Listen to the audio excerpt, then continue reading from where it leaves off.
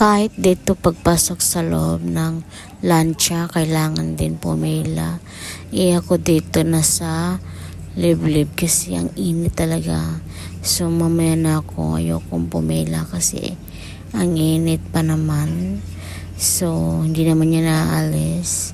Maya pa yan. Tapos maraming mga pasahero ngayon dahil nga ang mga tourists nagsig-uwi na. Siyempre ako, uwi na rin ako doon sa Camiguin.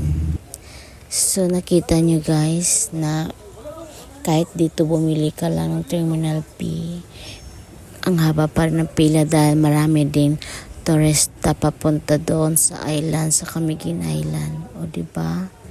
Kahit dito din, ganun din. So, iba talaga pag mga tourist spot, ang mga dinadayo, no?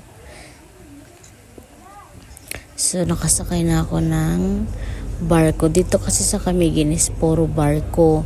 Doon naman sa amin, sa Siargao is, meron kami mga fast craft, no? Kaya, yun ang pinagkaiba. Dito din kasi sa, Camiguin, 1 hour mahigit ata bago makarating dito, no? Sa amin kasi hindi.